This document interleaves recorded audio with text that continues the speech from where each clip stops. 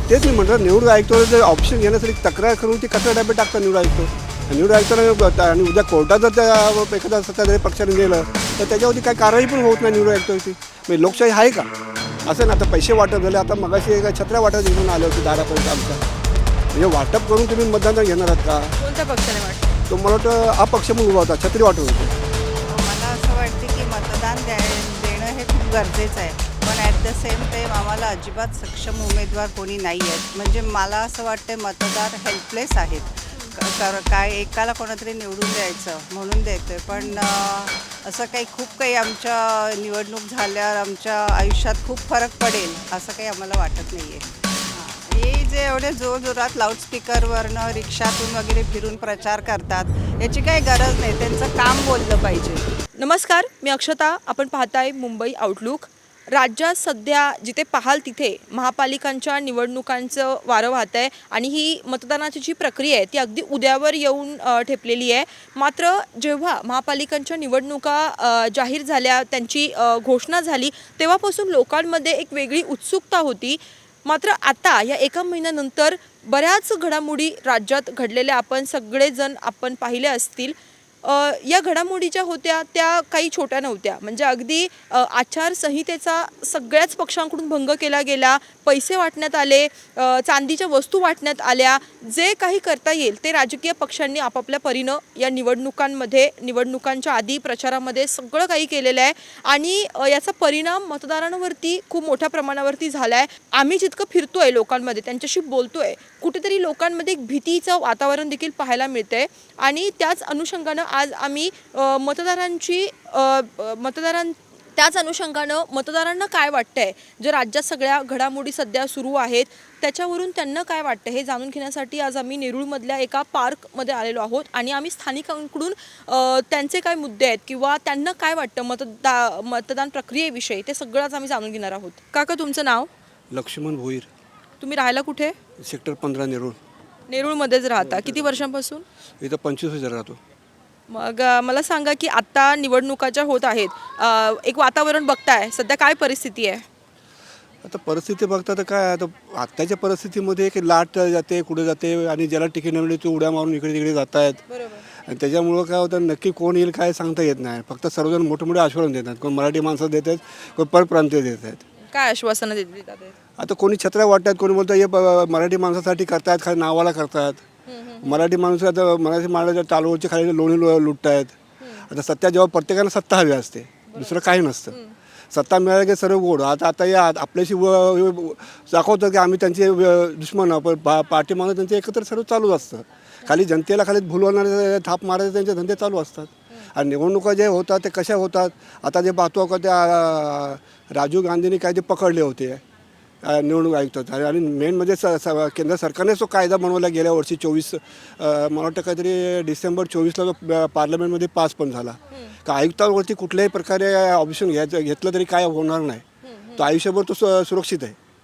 मग लोकशाही कशी आहे मग? नाही, पण आता एक तुम्ही राज्यभरात परिस्थिती बघताय की आचारसंहितेचा भंग होतोय किंवा पैसे वाटप केले जातात. दर दिवशी आपण एक नवीन व्हिडिओ बघतोय. मात्र ह्याच्या वारंवार तक्रारी करून देखील निवडणूक आयोग अजूनपर्यंत शांत आहे किंवा त्यांच्याकडून काही करण्यात नाही आलंय. तेच मी म्हटलं निवडणूक आयुक्तावर जर ऑप्शन घेण्यासाठी तक्रार करून ती कचरा डब्यात टाकतात निवडणूक आयुक्त. निवडणूक आयुक्ताला आणि उद्या कोर्टात जर त्या एखाद्या सत्ताधारी पक्षाने दिलं तर त्याच्यावरती काही कारवाई पण होत नाही निवडणूक आयुक्तावरती. म्हणजे लोकशाही आहे का? म्हणून मग आपण जे म्हटलं ते लोकशाहीच नाही आहे ना. लोकशाही कशाला म्हणतात?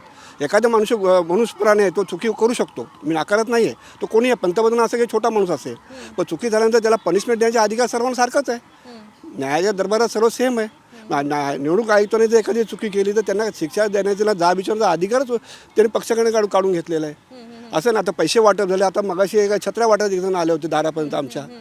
म्हणजे वाटप करून तुम्ही मतदान घेणार आहात का? कोणत्या पक्षाने वाटलं? तो मला वाटतं अपक्ष म्हणून उभा होता, छत्री वाटत होते. हां, ते कधी आता पाऊस पण नाही, मग छत्र्या. आणि ते यांच्या पॅनलमध्ये काय ते शिंदे गटाच्या पॅनलमध्ये. अच्छा, शिंदे गटाकडून ते उभे आहेत. हां, मग अपेक्षेचे बोललात तुम्ही पण. अपक्ष ते शिंदे गटाचे 3 आहेत आणि अपक्ष त्याच्यामध्ये टाकलेले आहे त्यांनी. असे 4 मिळून त्या गटामध्ये ते आहेत त्यांच्या पॅम्पलेटमध्ये आणि वाटल्या त्यांनी छत्र्या. म्हणजे असं आहे ना.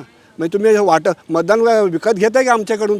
तुम्हाला विश्वास आहे आता मतदान प्रक्रियेवरती सध्या जी सुरू आहे परिस्थिती? अजिबात नाही. करावं तर लागणार आणि करणार आम्ही. परंतु आतून काय चालतं हे आता काय सांगता येत नाही. ते बघा राजीव गांधी, मी कुठल्या पक्षाचा नाही, पण राजीव गांधी काय ते पकडलं बी होतं त्यांनी. काय आयुक्तांनी केलं त्याच्यावरती? काहीच कारवाई केली नाही. आता मध्यंतरी मला वाटतं 2-3 वर्षापूर्वी, दीड वर्षापूर्वी MP मध्ये एक कॅन्डिडेट एक बाहेर येऊन सांगतो, मी 15 बार बोगस वोट किया. फुलं चॅनलवरती दिसतंय ते. तो बोलला परवा, त्याचं नाव आता मला माहिती आहे. आणि काय त्याची कारवाई केली? गांभीर्य उरलेलं नाहीये. काहीच नाही उरलं त्याच्यामध्ये. तो खुल्लं सांगतो कॅमेऱ्यात कैद केलेला आहे की 15 वेळा मी बोगस मतदान केलं, इसलिए तू जितकी आई. असं ते खुल्लं त्याने, आणि त्या कॅमेऱ्यामध्ये कैद झालेला तो व्यक्ती. मध्य प्रदेशची घटना आहे. ते दुबार मतदार असतील किंवा अजून ज्या आता चालल्यात सध्या परिस्थिती, मात्र त्याच्यावर काही ऍक्शन तेवढी कडक घेतली घेतच नाही ना, कोणी ॲक्शन घेत नाही. ॲक्शन घेण्यासारखं कोण ठेवलेलं नाही. ज्याच्या हाती सत्ता तो पारधी होतोय. आता तुम्ही एवढ्या वर्षांपासून मतदान करताय, तर एक काँग्रेसचा एक काळ होता किंवा आत्ताचा जे केंद्रात राज्यात BJPचं सरकार आहे, मात्र ह्याच्यात काय तुम्हाला फरक मोठा दिसला? आता ठोसशाही चालू आहे. एकदा एका भाषेत सांगत तर पूर्वी जरी म्हणत होते, पूर्वी काय म्हणत होते, बाबा मतपत्र छापा छापून टाकतात, कोणतरी डाकू सगळे पकडतात, टाकत असतील, पण ती काहीतरी लोकशाही तिथं थोडीफार जिवंत होती. आता ठोसशाही चालू आहे. एकदम साध्या भाषेत बोलायचं तर काय असते ठोसशाही? ठोसशाही म्हणजे ज्याच्या हाती साधा आता MP लाच मला वाटतं काहीतरी हाकलून दिलं होतं. ते काय त्याचं नाव, ते अजित हवोजा म्हणून ते पत्रकार आहेत, त्यांनी गेले होते. त्यांनी त्याला पण हाकलून दिलं. ते ताब्यात घेतलं होतं संपूर्ण विधानसभेच्या मतदान केंद्राचा. मग तिथे लोकशाही आहे का? तिथे लोकशाही कशाला म्हणतात? अस्तित्वात नाही आहे लोकशाही आपल्या भारत देश. खाली नावाला ठेवलेली आहे. काय त्याचा उपयोग आहे? मतदारांना काय सल्ला द्याल तुम्ही? मतदारांना आपण एकच सांगेल की मतदान नक्की करा, पण कुठल्या भूल तापाला पडू नका. नाही, आता कसं आहे, पैसे घेणारे पैसे देणारे आहेत, तर पैसे घेणारे पण आहेत, बरोबर? हा, मग त्या घेणाऱ्यांसाठी काय सांगाल तुम्ही? घेणाऱ्यांनी का आता काय सांगू शकतो आपण? फक्त त्यांच्यासमोर काय काय उद्धट बोलू नका, नाही ते काय काट्याने काटा काढतात ते लोक. नाही, पण लोकांचं पण कुठेतरी चुकतंय ना, मतदारांचं पण कुठेतरी ह्याच्यात चूक आहेच की. चूक तर आहेच ना. आपण काय म्हणतो की त्या ठिकाणी जर नाही घेतलं, काय उघडलं, तर ते लोक सध्या गप्प बसतात. नंतर काहीतरी म्हणतात ना, तुम्ही मग वापरला काट्याने काटा काढतात ते कुठे निमित्ताने. अशा वेळी आपण गप्प बसा. आपल्याला जे करायचं मनात ठेवा आणि आज जाऊन आपण मतदान गप्प करून या, पण मतदान करा. मला एवढं मतदान करा. कारण की आता काका एवढी उदासीनता आली ना, आम्ही जसं फिरतोय लोकांमध्ये, की लोक म्हणतात की जाऊ देत ना, आम्ही मतं जरी दिली किंवा नाही जरी दिली तरी काय फरक काय पडतो? तेच आहे ना. कारण काय, आता बघ ना, 1000 रुपये 2,000 रुपये लोक देऊन आपल्या मागं तरुण पोरांना फिरवतात. तरुणांना नोकऱ्या नाही आहेत. आणि ते काय होतात, आपल्या एका मताने काय होते, जाऊ दे, आपल्या 10 दिवसाचे 1,500 भेटले ना, बस झाले. आपल्याला काय घेणं, जाऊ देऊन टाका मत. म्हणजे इनडायरेक्टली तो विकलाच गेला ना तो मुलगा, तरुण मुलगा. आणि तो मुलगा तरी काय करेल? तो तरुण मुलगा तरी करेल. त्याच्या हातात खिशात पैसा नाही आहे. पैशाशिवाय काय, पैशाशिवाय कोणी करू शकत नाही. आई बाबा वडील भाऊ भावंड तिला किती सांभाळणार? तो बोला 15-10 दिवसात मला खायला भेटेल, खा, जाऊ देत. एका मताने काय होतं आहे? आणि मग गाड्यावरती मग त्यांच्या बाटल्या बिटल्या सर्व चालत असतात. आता पाहिलं एक पक्षाची मिरवणूक चालली होती, बाईकवर घेऊन पोरं उड्या मारत चाललेले आहेत. आता ते काय 1,500 रुपयाला ना ते विकत घेतले असेल त्यांनी, फिरतात त्यांच्याबरोबर. ते एका कळतं आपल्याला ना. कुठेतरी आम्ही बघतो की त्रास पण होतो काही लोकांना, गाणी वगैरे हे लोक लावतात जेव्हा. करणार काय आता आम्ही? पण काय आचारसंहिता तोपर्यंत बोलतो ना, आम्ही तक्रारी करू शकतो पोलिटिशियनला. आम्ही ज्येष्ठ नागरिक फोन करू शकतो ना, असं नाही. पण 5 ना वाजल्यामुळे त्यामुळे आम्ही फोनही करू शकत नाही. त्यांनी ऑलरेडी परमिशन घेतलेली असते. असं आहे. त्यामुळे आम्ही फोनही करू शकत नाही. आता आमची फोनची दखल नाही घेतली तर मग आम्ही पुढे विभागता येईल आम्हाला ना, असं नाही. पण 5 वाजेपर्यंत त्यांना काय, त्यांच्या हातात कायदा दिलेला आहे. असं झालेलं आहे. धन्यवाद काका. मनोज इसवे.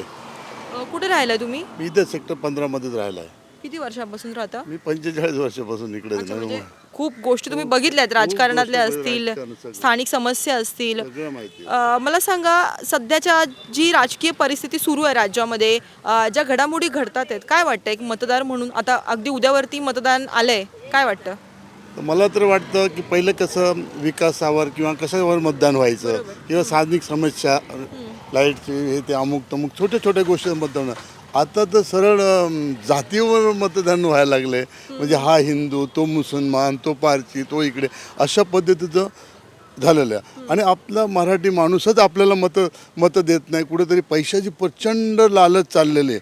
जो तो पैसे सगळ्यांना आता एवढ्या आशा उचलाजित केलेल्या आहेत की त्यांना वाटतं की आपल्याला कुठून पैसे मिळेल. सामान्य माणसाला असं वाटायला लागले विकास काहीच घडणार नाही. आपल्याला कुठून तरी 5,000 2,000 असे मिळतील ना, आजचा दिवस आपला, उद्याच्या ह्या निवडणुकीचे आपले चांगले दिवस जातात. एवढ्या पुरतं सगळं चाललेलं आहे संपूर्ण याच्यामध्ये. ह्या नव्या मुंबईमध्ये असंच चाललेलं आहे. 2 प्रस्थापित आहेत, तो त्याला शिवाय देतो, तो त्याला शिवाय देतो, आणि नंतर दोघे एकत्रच येणार आहेत महानगरपालिका. पण आता फक्त लोकांना वेठीत धरायचं. सुशिक्षित पोरं लक्षच देत नाही, काय चाललंय काय नाही चाललंय काय नाही. ते आपल्या नोकरी धंद्यामध्ये उगतं, त्यांना नोकऱ्या नाहीत, काहीच नाही. स्थानिक समस्येचा प्रश्नच नाही आहे आता.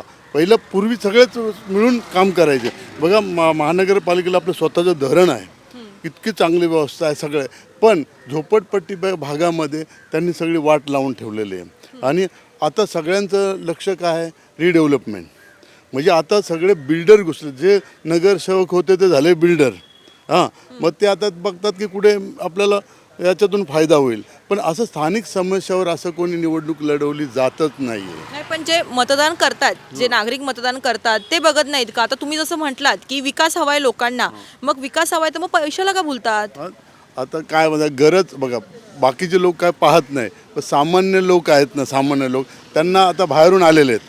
बाहेरून आलेले काय करणार? हां, फक्त रोजीरोटीसाठी आलेले आहेत. त्यांना जर 2-5 हजार रुपये आज मिळत असतील तर ते घेऊन 2-4 दिवस आपलं पोटपाणी चालवतील.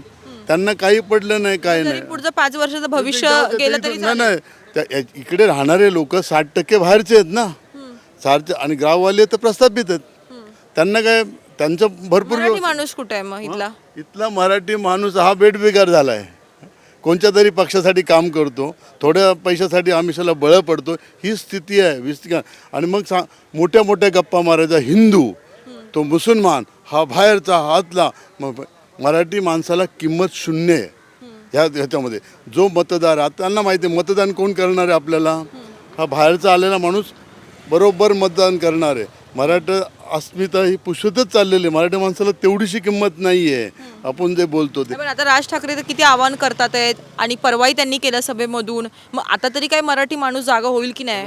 मराठी माणसं तसा सहजासहजी जागा होत नाही. त्याचे चांगले हातपाय तुटले ना तर मग जागा होईल. आता राहिलेत किती तुटायचे? नाही, आता जर तो नाही सुधारला, आता जर ह्या निवडणुकीमध्ये नाही सुधारला तो समजायचा तो मेला.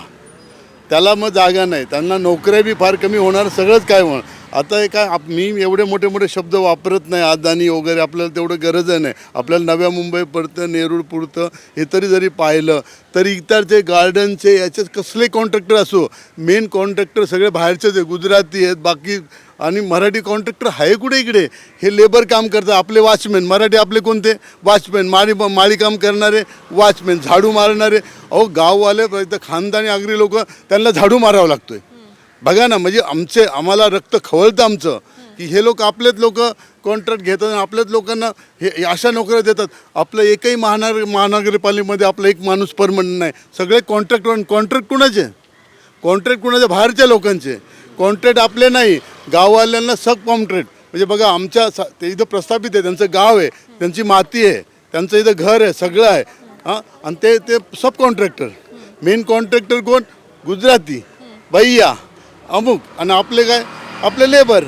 आणि अजूनही म्युन्सिपाल्टीमध्ये ठराव होत नाही की ह्या लोकांना कामाला परमनंट घ्यावं, असं काय नाही. ते कॉन्ट्रॅक्टर हवा असंच सगळ्यांची इच्छा आहे. मराठी माणसाला काय आता आवाहन कराल? आता परवा अगदी उद्यावरती निवडणुका येऊन ठेपल्यात, काय त्यांना आवाहन कराल? माझं तर म्हणणं आहे, मराठी माणसांनी फक्त मराठी माणसालाच मतदान करावं.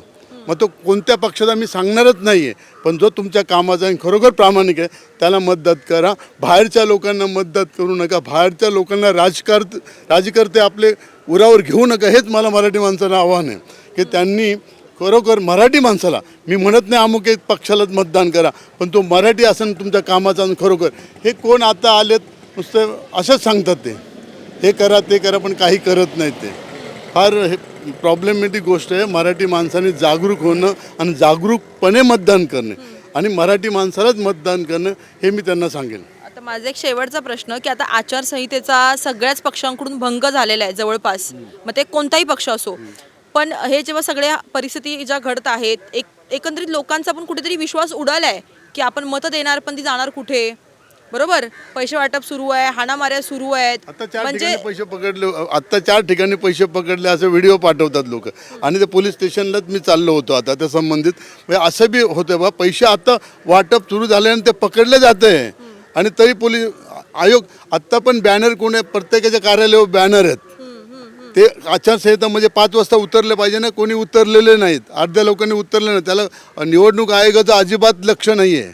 अजिबात लक्ष नाही. ते कुणाच्या यंत्रणेखाली काम करतंय कळतच नाहीये. बरोबर, पण आता एवढ्या तक्रारी निवडणूक आयोगाकडे गेलेल्या असताना देखील अजूनपर्यंत त्यांनी काही त्याच्यावर काम नाही केलेलं आहे. निवडणूक आयोग हा की विश्वास आहे तुमचा? नाही नाही, तो तर नोकरच आहे. आता तो टेंडर काढलेला नोकर आहे. म्हणजे काय आता तो कुणाचं नोकर वाटतंय? हा बीजेपीचा नोकर आहे. अजून कोणाचा नोकर असणार आहे? तो बीजेपीचाच नोकर आहे. तो काय माहिती का, विश्वास ठेवण्यात तर मलाच नका विचारू, मी कोणत्या पक्षात हे तुम्हाला सांगत नाही. पण नागरिकाच म्हणून मी सांगतो की निवडणूक आयोगावर नागरिकांचा विश्वास नाही आहे. हे कसं सिद्ध झालेलं आहे. आणि त्याने ते करतातच ना. तुम्ही सांगा, सभापती याचा विधानसभेचा सभापती जो येऊन दमदाटी करतोय, तुम्ही मीडियानीच सांगितलं ना आम्हाला त्यात कळलं. तो दमदाटी कोण त्या काहीच होत नाही आहे. म्हणजे ज्याच्या हातात सत्ता तो काही करू शकतो. उद्या बघा, निवडणुकीला माणसापासून मतदानाला जाण्यापासून मी रोखण्याची यंत्रणा चालू झालेली आहे आत्तापासूनच. म्हणजे ह्या पट्ट्यातला, ह्या चाळीतला, ह्या बिल्डिंगमधला मतदान हा पक्षाचा आहे आणि तिकडे जाऊ नये हे पण चालू झालेलं आहे. आता तुम्ही पत्रकार असाल, पोलीस असाल, निवडणूक आयोग असाल, यांनी जावा ना बिल्डिंगमध्ये. आता सध्या काय चाललेलं आहे ते बघा, उद्या रात्री काय चाललेलं आहे ते बघा. हे नाही बघणार ते. फक्त मारामारीचे पोलीस स्टेशन काय बोलतं, मारामारीची केस असेल तर ठीक आहे, बाकी काही पोलीस बी लक्ष देत नाही. फक्त गाडी घेऊन फिरणार, बाकी काही करणार नाही. हां, आणि ही सत्ता बघा तुम्ही मराठी माणसाच्या हातात नाही आली तर उद्या ह्या नव्या मुंबईचे बी टेंडर निघालं समजायचं. आता कसं वातावरण आहे सध्या? म्हणजे एवढ्या वर्षानंतर महापालिकांच्या जे इलेक्शन्स आहेत ते होतात आहेत. ते पहिले झालेलेच माहिती पडायचं नाही. पण आता काय चाललंय, हेजं तेजं ते ह्याला ओढ त्याला खेच, त्याला खेच ह्याला ओढ. काय काय काय म्हणजे काय बघताय तुम्ही सध्या फोनवर? त्याच्यावर बघतो युट्यूब, ते माहिती पडते. नाही तर आम्ही कशाला बाहेर जातोय कुठं कशाला. कसं कसं वातावरण आहे? आधी कसं होतं किंवा आता किती फरक वाटतो? खूप फरक आहे आता. खूप म्हणजे खूपच आहे. हा, मारामारण काय हे ते, पैसे वाटप, साड्या वाटप. बायकांना म्हणे साड्या पण वाटतात. तुमच्यापर्यंत आल्या का साड्या? आमच्यापर्यंत नाही काय काय नाही आलं आमच्यापर्यंत. मला असं वाटते की मतदान देणं हे खूप गरजेचं आहे. पण ॲट द सेम टाईम आम्हाला अजिबात सक्षम उमेदवार कोणी नाही आहेत. म्हणजे मला असं वाटतं मतदार हेल्पलेस आहेत. काय एकाला कोणातरी निवडून द्यायचं म्हणून देतो आहे. पण असं खूप काही आमच्या निवडणूक झाल्यावर आमच्या आयुष्यात खूप फरक पडेल असं काही आम्हाला वाटत नाही आहे. म्हणजे कोणताच उमेदवार तुम्हाला वाटत नाहीये की त्याने काही काम केलंय? असं काही नाही आहे. आहेत थोडेफार उमेदवार आहेत. पण ओव्हरऑल बघता चित्र काही आम्हाला खूप काही असं छान नाही वाटत. म्हणजे मला प्रत्यक्ष असं म्हणजे आहेत काही उमेदवार आहेत, त्यांनी खूप गेले 5-6 वर्ष काम केले वगैरे, आम्ही त्यांना मतं पण देऊ. पण हा जो एकमेकांच्यावर आरोप प्रत्यारोप चाललेत, आणखीन आज सकाळी एका पक्षात, उद्या उडी मारून दुसऱ्या पक्षात, हे काही स्टॅबिलिटीचं लक्षण नाही आहे. म्हणजे त्यांच्यातच एकी नाही आहे, विचारधारा एकत्र नाहीये. तर मग आमचा विश्वास कसा बसणार त्यांच्यावर असं वाटतं कधी. विकासाच्या मुद्द्यावर किती बोलतात हे? म्हणजे तुम्ही बोलतात ना की विकास काय झालेला नाहीये, जितका हवा होता तितका झालेला नाहीये, तर जे बोलतात ते विकासावरती किती बोलतात? विकास म्हणायला गेलं तर हा झालेला आहे. असं नाही की विकास झालेला असं नाही आहे, असं नाही, झालेला आहे विकास. पण अजून व्हायची गरज आहे. बस. आता हे राजकारणी आहेत बरोबर, निवडणूक आल्या की विकासावरती बऱ्याच गोष्टी बाता मारतात, पण खऱ्या अर्थाने किती विकास करतात? करतात खऱ्या अर्थाने. फडणवीस सारख्या नाही, इथे किती काय विकास झालाय? म्हणजे आमच्याकडे झालाय खूप. म्हणजे रस्ते बिस्ते सगळे, हे गार्डन तर कसं होतं, हे गार्डन बिर्डन सगळं मस्त झालंय बायकांसाठी. हा, आमच्याकडे नवीन मेट्रो आली आहे आता, त्याचं ती पुढे एक्सटेंड पण झाली आहे. आता मानखुर्दपासून त्या मेट्रोचं एक्सटेन्शन अजून होणार आहे. वाशीला नवीन ब्रिज घडतोय. सुधारणा होत आहेत हळूहळू. पण यांचं पक्षातून एकमेकांना उड्या मारणं चाललंय, ते आम्हाला काही बरं वाटत नाही. निवडणुका आल्या की दुसऱ्या पक्षात जातात ते बरोबर. हा, एका पक्षातनं दुसऱ्या पक्षात जायला नाही पाहिजे, एकच पक्षात धरून ठेवायला पाहिजे. मग असं ह्या पक्षातनं त्या पक्षात गेल्याच्या नंतर समजा आमचा विश्वास बसणार नाही की बाबा हे काय आहे म्हणून. हा, आज शिवसेना येत उद्या राष्ट्रवादी. हा, ते नाही व्हायला. हे काही नाही, महायुती म्हणतात, पण मग नंतर ते एक बाजूला होतात एकमेकापासून. निवडणुकांच्या वेळेला आता बघा ना, अंबरनाथमध्येच भाजपचं कधी काँग्रेससोबत पटलं नाही, पण त्यांच्यासोबत त्यांनी युती केली बरोबर. झाली ती. हा, भाजप आणखीन काँग्रेस यांची युती झाली आणि त्यांचं किती हे होतं वाकडं होतं हां. हां मग आणि आता युती करायला निघाली आता मग लोकांचा विचार करतात काय वाटतं तुम्हाला हे राजकारणी लोकांचा किती विचार करतात करतात काही पक्षवाले करतात. पण निवडणुका आल्या की निवडणुका आल्या की पक्ष बदलतात. हां काही लोक येतं ना आजारी बिजारी कोण पडलं तर दवाखान्यापर्यंत येतात असं नाही की येत नाहीत म्हणून. आता मतदान करणार करणार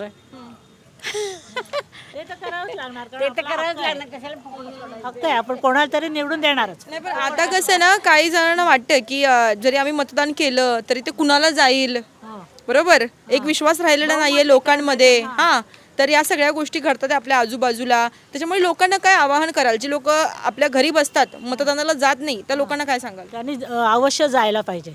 आपला हक्क आहे तो बजावलाच पाहिजे. घरी बसून नाही ते हे करायचं नाहीतर मग मेजॉरिटी कोणाची होणार नाही ना अर्धी मतं अशी ब्लॉक होणार नाही गेलं तर असं. आणि परत मग पुढचे 5 वर्ष हेच लोक बोलणार की काम नाही झालं विकास नाही झाला. हो बरोबर आहे. तुम्ही जर मतदानाला गेला नाहीत आणि मग तुम्ही त्यांच्यावर खडे फोडत राहिलात की हे काम करत नाहीत तुम्हाला बदलायचा तुमच्यात अधिकार आहे बदलू शकता. तुमचं एक मत खूप व्हॅल्युएबल आहे. जर तुम्ही विचारपूर्वक मतदान केलं तर बदल नक्की घडू शकतो आणि तो घडवण्यासाठी तुम्ही मतदान केलं पाहिजे. फक्त विश्वास नाही तोडला पाहिजे आपल्या ह्या मतदानाच्या प्रक्रियेवरून. विश्वास नाही तोडला पाहिजे या पक्षातनं त्या पक्षात नाही गेलं पाहिजे आणि एकमेकांना वर तर करून बोललं नाही पाहिजे की तुम्ही काय केलं आम्ही केलं असं केलं. तुम्ही तरी काय करताय बरं केंद्राकडनं पैसा येतो तो तुम्ही करताय ना तुमच्या काय बँकेतनं का खिशातून काढून देताय पैसे असं नाही बोललं पाहिजे कुणी. आता पण लाडक्या बहिणीला बोलतात की एवढं एवढं आम्ही केलं आमच्या बहिणीसाठी आमच्या बहिणी यावेळेला आम्हाला साथ देणार. आता शिव्या देतात का हो बहिणी शिव्या देणार. असं नाही, लाडक्या बहिणीला देतात पण जे मोठे पगारदार जे असतात त्यांचा इन्कम टॅक्स कापतात आणि त्याच्यातूनच हे देतात. त्यांचा काय इन्कम टॅक्स कापतात भरपूर. लाडक्या बहिणींची स्कीम अजिबात चांगली नाही आहे. कारण काय आहे ही म्हणाली तशी सगळे टॅक्सवाल्यांचे पैसे देऊ आणि त्यांना देतात आणि कोणालाही काही फुकट देऊ नये. तुम्ही कष्ट करा आणि तुमची मजुरी घ्या मोलमजुरी घ्या. फुकट द्यायची किंमत माणसाला राहत नाही आणि असं वाटून किती दिवस मतं मिळवू शकतील तर हे असं वाटणं चांगलं नाही. हे जे एवढे जोरात लाऊडस्पीकरवरनं रिक्षातून वगैरे फिरून प्रचार करतात याची काही गरज नाही. त्यांचं काम बोललं पाहिजे. त्यामुळं ज्यांचं काम बोलतं त्यांना एवढ्या मोठ्याने बोलायची गरज नाही कारण हे खूपच नॉईज पॉल्युशन होतं आणि कधी कधी अगदी त्रास होतो आम्हाला त्याचा.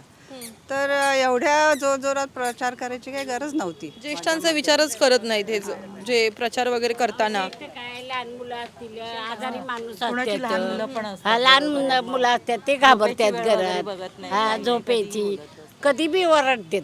म्हणजे प्रचार करताना गाणी वगैरे किंवा बाकी त्यांच्या गोष्टी होतात सगळं भानच राहत नाही यांना. बंद करायला लागतात कारण काय मीटिंग चालू असते मुलगा म्हणतो आई बंद कर जा मला डिस्टर्ब होतं ऑफिसचं किती काम. दिवसांपासून होतोय हा त्रास. हां हल्ली झाले 15-20 दिवस झाले. 15-20 दिवस कंटिन्यू तुम्ही हा त्रास काही कंप्लेंट वगैरे काही केलीत किंवा कशाला कोणाकडे करणार असं होतं ना. आमच्या घरात आणखी कोण आलं म्हणजे कोण कंप्लेंट करून काय त्रास काय होतो. आवाज असत आवाज कधी पण झोपलेले वगैरे असतो ना त्याचाच आवाज लहान मुलं किती वाजेपर्यंत असतो हा आवाज. असतो 4 वेळा तरी जातो. दिवसाचा 1-1:30 वाजेपर्यंत आणि संध्याकाळी 4 वाजले की सुरू ते रात्री 10-11 वाजेपर्यंत. बापरे 10 वाजेपर्यंत आवाज सुरू असतो. ही परमिशनच नाहीये पण 10 वाजेपर्यंत. 10 नाही असं 10 वाजेपर्यंत असायचे कालच्यापासून कमी झाले माहितीये. मग आपल्या इकडे बोंबलत भाजपचं आलं शिवसेनेचं आलं राष्ट्रवादीचं आलं ह्याचं आलं त्याचं आलं सगळे का मग एक वरडत असतात गाड्या. प्रचारासाठी लोकांचा विचार पण नाही करत. नाही फक्त गाडीच असते माणसं बिचं कोण नाही फक्त स्पीकर लावलेले असतात मोठे मोठे टेम्पोने जातात ते. टेम्पोवरतीच. विकासाच्या कामाचा आवाज आला की या आवाजाची गरज नसते बरोबर. बरोबर आहे. विकास असला तर मग प्रचार कशाला करायचा. न प्रचार करता निवडून येईल तो खरा. राहायला कुठे तुम्ही. सेक्टर 9 नेरूळमध्येच का. किती वर्षांपासून राहताय नेरूळमध्ये. नेरूळमध्ये जवळजवळ 25 वर्ष झाली राहून. हां काय सध्या परिस्थिती आता उद्यावरती मतदान येऊन ठेपलंय सध्या काय वाटतं. परिस्थिती फार बिकट वाटते का हो. कारण लढणारे जे योद्धे आहेत जे जनहितासाठी न लढणारे लोक, ते स्वतःच्या स्वार्थासाठी लढणारे सगळे आहेत. कारण कधी आज या पक्षात आहेत तर कधी उद्या दुसऱ्या पक्षात आहे, परवा तिसऱ्या पक्षात जातात. म्हणजे स्वबळावर असा कोणच नाही आहे, स्वइच्छेने लढणारा जनहितासाठी असं लागणारा व्यक्ती कोणच नाही दिसत मला, अजिबात नाही दिसत. सध्या जी परिस्थिती आहे राज्यामध्ये असेल, दर दिवसाला आपण वेगळ्या घटना बघतोय. म्हणजे एका महिन्यांमध्ये जर आपण पाहिलं तर पैसे वाटप सुरू असतील किंवा आचारसंहितेचा भंग कुठलाच पक्ष असा नाही की त्यांनी केला नसेल, सगळेच करतात आहेत. सगळेच करतायत भंग, सगळे पक्ष भंग करतात आचारसंहितेचे. म्हणजे आपल्या कानावरती येणाऱ्या गोष्टी आहेत. आता उद्यावरती मतदान आलंय तर तुम्ही करणार? मतदान तर करावंच लागेल, कारण आंबेडकरांनी मतदानाचा हक्क दिला आहे आपल्याला, तो हक्क बजावा लागणार. पण प्रॉपर व्यक्ती बघूनच आपण देणार. जो राष्ट्रीय पक्ष आहे त्या राष्ट्रीय पक्षाला देणं गरजेचं आहे, त्यालाच द्यावं लागेल. राष्ट्रीय पक्ष असेल तो आणि तोही चांगला असेल त्या पक्षालाच देणार. नाही, पण मराठी माणसाचं पण एक आहे की आता जर आपण बघतोय सातत्यानं मराठीवरती जे बोलतात आहेत, जे नेते बोलतात आहेत, त्यांचं एक बघितलं तर आता ही मराठी माणसाच्या अस्तित्वाची पण लढाई आहे कुठेतरी. ही जी निवडणूक आहे ती आहे मराठी माणसाच्या अस्तित्वाची नक्कीच लढाई आहे. कारण जर आता मराठी माणूस एकत्रित नाही आला तरी मुंबई आपल्याकडे राहील असं सांगू शकत नाही. ते थेट गुजरातला पोचेल. नवी मुंबईत काय वातावरण आहे सध्या? नवी मुंबईत पण सध्या वातावरण फार गढूळच आहे. म्हणजे न सांगण्यासारखं वातावरण आहे. म्हणजे प्रॉपर असं सांगू शकत नाही की हा नेता खरोखरच चांगला आहे, ह्याला वोट करा, असा कोणताच नेता नाही आहे. अशी परिस्थिती आहे. असं झालंय की गेल्या काही वर्षांमध्ये जे फिरकले पण नाहीत आजूबाजूला, आता अजिबात ते नाही, बिलकुल दारात, नाही, बिलकुल आता जे नाही. ते दारात आले. कधीच नाही, साधी ओळख पण नाही आहे. फक्त अरे दादा कसा आहे, हा बरं आहे, एवढंच बोलतात. आत्ता बोलतायत. तेव्हा कधी बाजूने गेलं तरी कोण कोणाला विचारत नाही. एखादं काम घेऊन गेलं तर हे माझ्याकडचं नाही काम, तुझ्याकडचं, त्याच्याकडचं आहे. म्हणजे शेट्टींकडे आम्ही एकदा गेलो होतो, त्यांनी सांगितलं हे माझ्याकडचं काम नाही, संतोष शेट्टीकडचं आहे. त्यांनी केलं का मग काम? हो, संतोष शेट्टीने केलं. माझ्या मुलांचं ॲडमिशनचं काम केलं. संतोष शेट्टीने प्रॉपर काम केलं. ते कोणत्या पक्षाचे आहेत? ते काँग्रेस पक्षाचे आहेत. त्यांनी काम केलेलं आहे आपलं, असं नाही म्हणता येणार नाही आहे. ज्यांनी खरोखरच आपली कामं केलीत त्यांचं बोलणं गरजेचंच आहे. त्यामुळे आता तुम्ही एवढ्या वर्षांपासून तुम्ही मतं देताय, बरोबर? तर काय वाटतं एक मतदार म्हणून की आधीची मतदानाची प्रक्रिया होती किंवा निवडणूक आयोग ॲक्शन घेत होतं, मला आत्ता हे कुठे नाही, दिसत सगळे नाही? शांत आहेत. निवडणूक आयोग पण शांत आहे, बिलकुल शांत आहे. जसं चाललंय गाडी तशी चालू देत आहेत. पूर्वीची बॅलट पेपरची होती ती अतिशय चांगली होती. EVM मशीन आली, तिथून हे सर्व घोळ आणि या शंका कुशंका निर्माण झालेल्या आहेत. पण किती वेळा मागणी पण केली गेली बॅलेट पेपरवर निवडणुका घ्या, पण काहीच देणार नाही. तोडगा नाही. कारण तोडगा मिळणारच नाही तुम्हाला. लास्ट मोमेंट जोपर्यंत सत्ताधारी पक्ष हारत नाही तोपर्यंत याच्यावर तोडगा मिळणं अशक्य आहे. ही पांढऱ्यावरची लाल फुली आहे की शक्य नाही. जोपर्यंत EVM मशीन अस्तित्व आहे तोपर्यंत काही होऊ शकणार नाही. जनतेच्या बाजूने रिझल्ट लागणारच नाही, कधीच लागणार नाही. ही विरोध पार्टीच्याच लागणार. काय फरक वाटतो सगळ्यात मोठा आधीच्या निवडणुकांमध्ये आणि आत्ता जे गेल्या काही वर्षांमध्ये निवडणुका होतात? जमीन आसमानचा फरक आहे. जमीन आसमानचा फरक. कोणता फरक आहे? तेच बॅलट पेपर आणि EVM मशीन या दोन गोष्टींचाच मोठा फरक आहे. पण एकंदरीत आपल्या आसपास जे वातावरण आपण पाहतोय सोशल मीडियामुळे जे दिसतंय आपल्याला, रोज कुठली ना कुठली प्रकरणं येतात आहेत. पैसे वाटप असतील, हाणामारी असतील, म्हणजे अगदी वैयक्तिक पातळीवर जाऊन सगळ्या फक्त राजकारणासाठी केलं जाते. हे आता चाललंय. पूर्वी असं नव्हतं, अजिबात नव्हतं. तो चालला, त्याच्या लढणारा माणूस तो त्याच्या पद्धतीने प्रचार करतोय, मी लढणारा माणूस मी माझ्या पद्धतीने प्रचार करतोय. कोण कोणाला असं हेवे दावे किंवा हमरे तुमरे अजिबात नव्हती. प्रत्येक आपापल्या पद्धतीने आपलं काम करत होता. पण आज ती परिस्थिती नाही. भान होतं त्यावेळेला भान होतं 100%. बिलकुल. आता ती परिस्थिती राहिलेली नाही आहे. तुमच्या आजूबाजूला अशा गोष्टी बघितल्यात तुम्ही गेल्या काही दिवसांमध्ये? कोणत्या गोष्टी? याच गोष्टी की पैसे वाटप असतील किंवा आपला उमेदवार निवडून येण्यासाठी ज्या ज्या वेगवेगळ्या गोष्टी केल्या जातात. हो, दृष्टीस येतं, असं ऐकण्यात येतं. आपण स्वतः डोळ्यांनी पाहिलं नाही पण ऐकण्यात येतं की हा पैसे वाटतोय, तो पैसे वाटतोय. आम्ही तर प्रचाराला उतरत पण नाही, आम्ही जात पण नाही. आपण आपला मतदानाचा अधिकार फक्त बजावतो, एवढं काम करतो आपण. याच्या पलीकडचं काम नाही करत. आता उद्यावरती मतदानाची प्रक्रिया आहे, तर मतदारांना एक काय सांगाल तुम्ही, काय आवाहन कराल त्यांना? मतदारांना काय, जो प्रॉपरच काम करणारी व्यक्ती असेल अशा व्यक्तीलाच वोट करा. आता मी तर माझं वैयक्तिक मत सांगू शकतो. दुसऱ्याच्या मताशी मी सहमत नाही. त्याने जर पैसे घेतलेले असेल आणि ज्याचा बांधील असेल तर ते त्यालाच मत करणार. माझ्या शब्दाला किंमतच नसणार. पण का मतदार सारखं आपण दरवेळेस निवडणुका येतात तेव्हा हीच बोंब असते की विकास झालेला नाही आहे किंवा चुकीचाच व्यक्ती आपण निवडून दिलेला आहे, का ही दरवर्षी आपल्याला बोंब पाहायला मिळते किंवा का नागरिक पैशाला भुलतात थोड्याशा? नागरिक काय माहिती, वेळेपुरती ते पैशाला बोलतात, नंतर पाठीमागे बोलायचं ते बोलतातच, नंतर बोलतात पण त्यावेळेला बोलत नाही, अशी परिस्थिती आहे. आता साधारण तुम्हाला मी आमच्या कोकणातल्याच विभागाचं सांगतो. इथून बॉम्बे टू गोवा रोड जो तो बनतोय, आज किती 20 वर्ष झाली, 20 ते 25 वर्ष व्हायली, अजून तो रोड कंप्लीट झालेला नाही आहे. मग मंत्री काय करतात, हे लोक काय करतात, तुम्ही कामं करायची आहेत लोकांची ना, मग कामं करून दाखवा ना. तुम्ही दृष्टीस आणून द्या आम्ही ही कामं केलीत म्हणून. नको ती कामं करतात, त्यांच्यावरती अमाप पैसा उधळत आहेत, त्याला काय अर्थ आहे? ज्या लोकांच्या प्रॉपर गरजा आहेत त्या गरजांना तुम्ही पहिल्यांदा पूर्तता करा त्यांची ना. नाही, त्या गरजांची पूर्तता करायला यांच्याकडे पैसे नाहीत, पण वाटायला यांच्याकडे पैसे खूप पैसे आहेत. असतात. वाटण्यासाठी पैसे आहेत, पण त्या ज्या माणसाच्या मूलभूत गरजा आहेत त्या गरजांसाठी त्यांच्याकडे नाही आहेत पैसे. ते आता कमवतेंनी आपापल्या झोळ्यावरून गप्प बसतील, म्हणजे 5 वर्ष आणखी शांत एकदम बिलकुल, अशी परिस्थिती आहे. काका तुम्ही राहायला कुठे आहे? इथेच नेरूळला सेक्टर तुमचं नाव काय? भांजी पटेल. किती वर्षांपासून राहताय नेरूळमध्ये? 86 पासून. 86 पासून, म्हणजे खूप घडामोडी तुम्ही बघितलेल्या असतील राजकीय इथे. काय वाटतं सध्या कुणाचं येऊ शकतं? एवढी काही सांगता येत नाही कोण येते ते सगळेच आहे आसपासमध्ये. काय पैसे वाटले तर ते यायलाच नाही पाहिजे, ज्याने पैसे वाटले ते. नाही, पण आता तुमच्या इथे काय परिस्थिती आहे सध्या निवडणुकांचं जर तुम्ही बघताय की प्रचार सुरू आहे, पैसे वाटप सुरू आहे, ज्याही गोष्टी सुरू आहेत, काय वाटतं तुम्हाला? ते तर मला तर नाही वाटत कोणाला सांगता येत. आता आहे जर भाजप आणि शिवसेना आहे, थोडा संतोष शेट्टीचा आहे, तो होऊ शकतो बायचान्स, पण त्यांनी प्रचार काय केला नाही एवढी, त्यामुळे त्याला चान्स कमी दिसतो. किती वर्षांपासून तुम्ही मतदान करताय?